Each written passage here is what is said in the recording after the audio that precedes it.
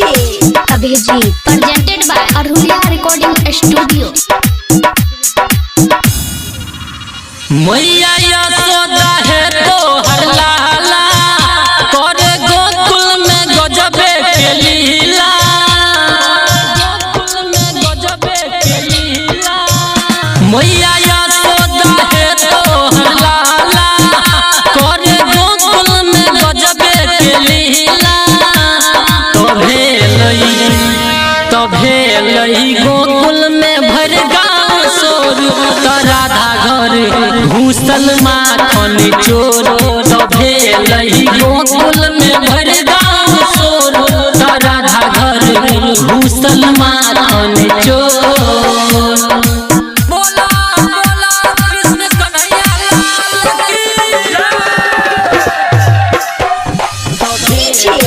अभिजीत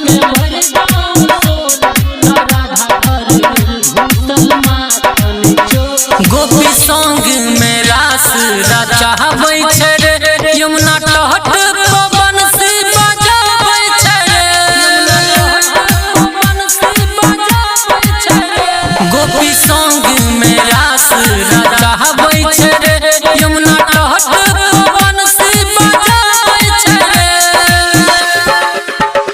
आब गोकुल के गलियों में भोरे लागे कंकर से मटकी फोरे।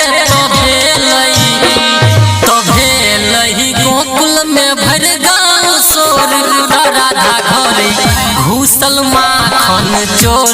तो भेलई गोकुल में भर गाँव शोर, राधा घरे घूसल माखन चोर।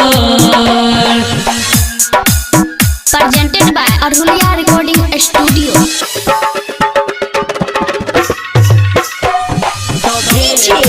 अभिजीत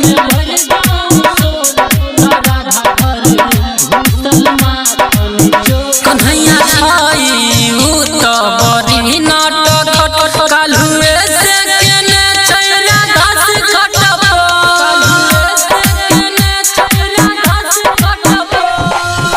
कन्हैया छाई तो बड़ी नाटक, काल्हुए से केने छैरा घास कटब।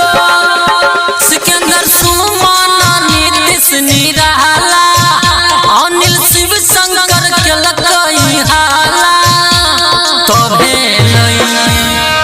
भेलई गोकुल में भर गाँव शोर, तो राधा घर घूसल माखन चोर। तो भेलई गोकुल में